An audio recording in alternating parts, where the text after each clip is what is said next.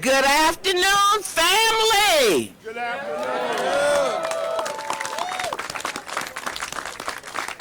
We've all gathered and created a really sacred space around Sherman Phoenix.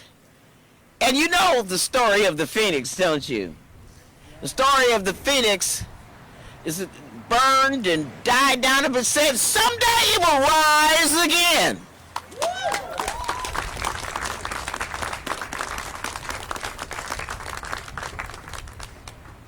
That was, so ladies and gentlemen, look, I am here with Mr. and Mrs. Barnes, with our state party leader, and all of you, and I just want to welcome Mandela Barnes into this circle of love.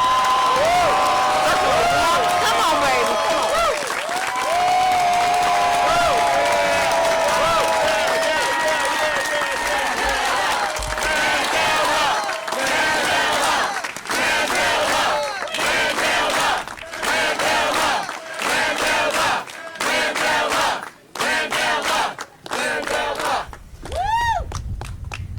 Well, 27,000 votes, y'all.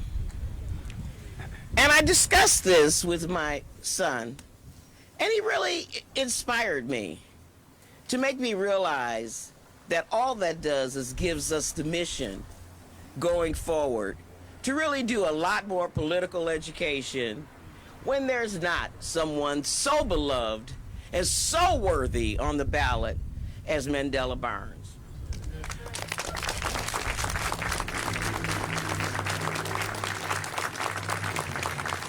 You know, I'm trying to figure out how much money I spent answering all those texts. But without checking with my accountant, I know it wasn't anywhere close to $144 million. But there's something very, very important about this race. 27,000 votes after multi-millions of dollars of spending, of money from big pharma and from the fossil fuel industry and from God knows where, since it's all dark money. And our candidate said, I'm going to get elected and I'm going to be unbought and unbossed.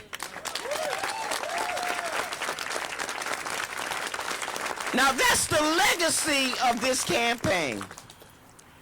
Because I'm not going to spend all the time talking about how awful our re-elected senator is. But I just want to say that, I'll say what I said last night to all of you, and I'll repeat it. When Mandela Barnes came to me and asked me if I would support him, I thought of all the reasons that I just shouldn't, couldn't, wouldn't, oughtn't, and shouldn't be doing it. But by the time he bought me the second bottle of wine to my house, which my daughter determined was very good, bargain at $15 a bottle, I realized that there was no way that I could just lay my values down. Lay my values down for political expediency.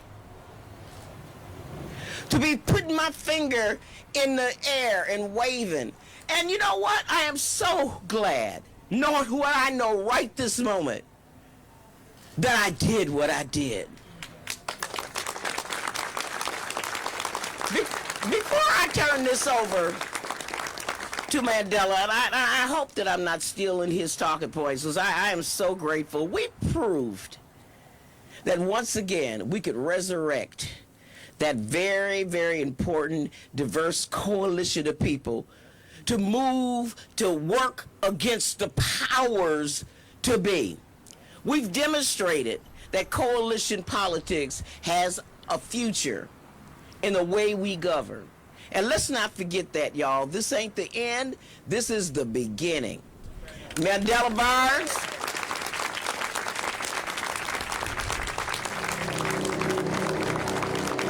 Is our local hometown hero. He's 35 years old. And I'm telling you, He ain't even got started yet. Ladies and gentlemen, our friend, our favorite son, Lieutenant Governor Mandela Barnes.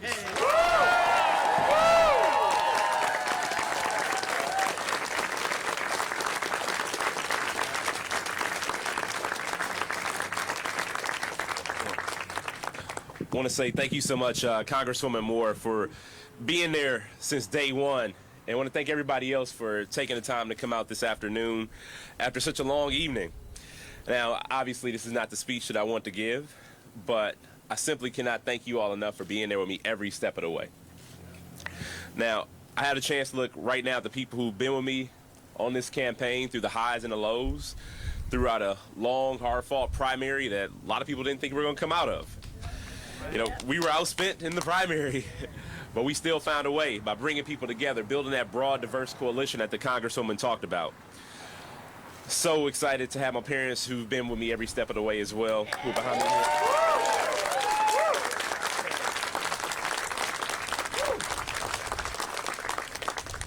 They have absolutely been my biggest supporters, and from now on, you don't have to hear what they did for a living.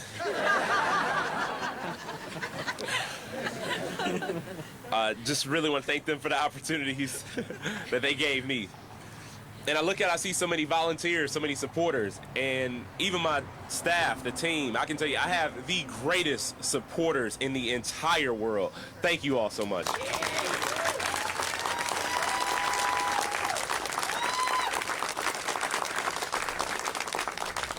Also have the greatest team in the entire world. I told them I would never, ever, ever want to work against them. They put in the long hours. They never complained. They made me a better candidate, even when I didn't want to be. They stepped up in ways that I could have never imagined any campaign team stepping up, and I'm just so grateful, and I'm personally enriched because of this experience. And I'll tell you a little moment on our RV tour. I got a little emotional when the tour was winding down, and I looked at them and I said, well, never mind. And they said, no, you got to say it now. And I said, well, and I looked and I said, I honestly don't know what I'm going to do without y'all when this is over with. And I still feel that way today. Just want to thank you all for your refusal to settle for the status quo, for your refusal to settle for less, and your commitment to joining together to fight for better, to fight for more. And it's so appropriate to be here at the Sherman Phoenix because this is where we announced the campaign, July of 2021. Hard to believe it was almost a year and a half ago to be set out on this journey. But I got in this race because I believe that the American dream, the same one that gave me the opportunity to stand here as your lieutenant governor, is a dream worth protecting and a dream worth fighting for. I believe that our working people, our family farmers, and our children's futures are absolutely worth fighting for. I got into this race because I believe in the Wisconsin promise of a fair shot at success, whether you're a dairy farmer in Monroe or a thrift store owner in Superior, or a kid born on 26 and Locust, right in the heart of the city of Milwaukee. And I believe in that promise more today than I've ever believed in it before.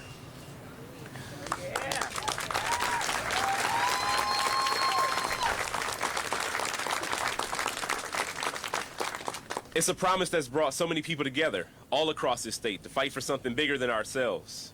Like I said, a lot of people counted us out more than once. I think about Marquette poll from 2-3 weeks ago, said we were down 6 points. A lot of people had given up on us, but y'all never gave up.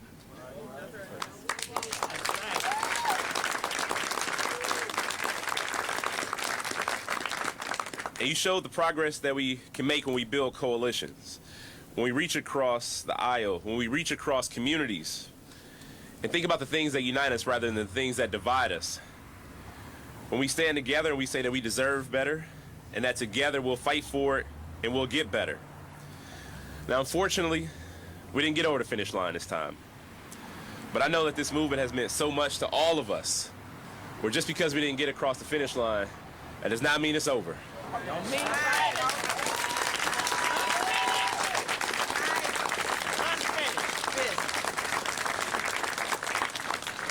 And I did have a chance to talk to Senator Johnson, and I told him the same thing that I've been saying all along. Same thing I've been saying to each and every one of you since the start of this campaign.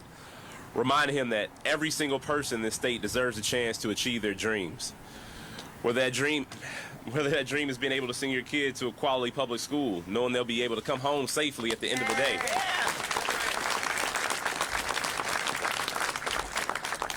or having the funds and support to start that small business that you've been thinking about for years now, or being able to pass your family farm to the next generation.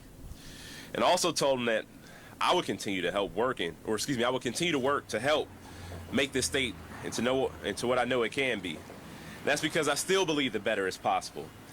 And I'm in this for Wisconsin, for everybody who calls this place home, for every person gathered here today, and for the community that raised me to the person I am. I'm in it for the people like my grandparents, a union steel worker, a school cafeteria worker who worked their entire lives to lay a foundation for me. Because my story should never be the exception. This story should be the rule. Everybody should have a fair shot at success.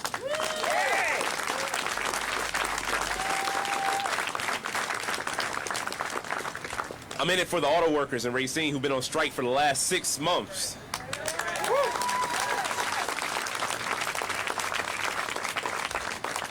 Who are still standing shoulder to shoulder to fight for fair pay, for benefits, and for health care. Those folks are the reason why none of us can give up. I'm in this for my friends like John and Lauren and so many others like them who've worked their entire lives. And then to still see the benefits they've worked their entire lives for get put on the chopping block. I'm in this for our kids who should know that opportunity is within reach, regardless of where they were born. And they should know that they can do anything they put their minds to. And together we still have so much more to do, and I'll never stop working for Wisconsinites to make sure we get everything we deserve.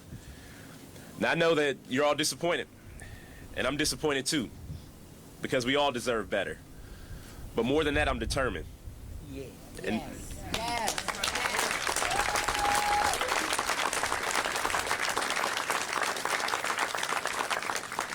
this is not the time for us to tune out.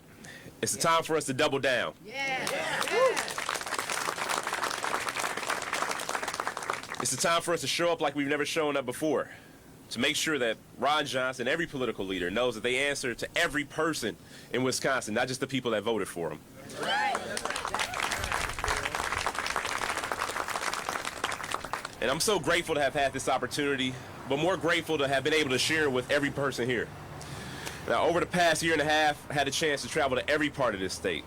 It's been the honor of my life to hear the stories and have the important conversations about how we improve quality of life for every person across Wisconsin, regardless of where they were born, what language they speak, how they identify, or who they love. And whether or not we always saw eye to eye, I can tell you what it means that you at least gave me a chance. Because I do believe there's so much more that unites us than divides us, and all it takes is us reaching out and talking to each other to bridge that divide. Now, we knew this fight wasn't going to be easy, but hardly anything worth fighting for is easy. That's right. But I'm standing here today, ready to jump back in, ready to keep going. Yeah. Because I know that we're still in this together, and that's all I've ever needed.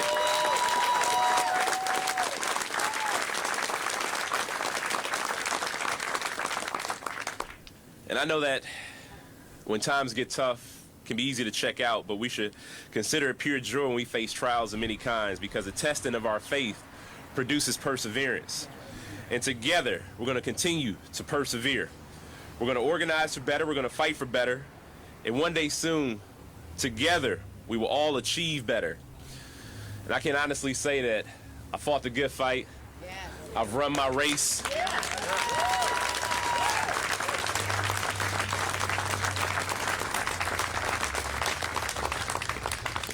And I kept the faith. Yes, you did. And I want to thank you for having faith in me. I want to thank you all so much for this opportunity. And let's all move forward together, everybody. Thank you so much.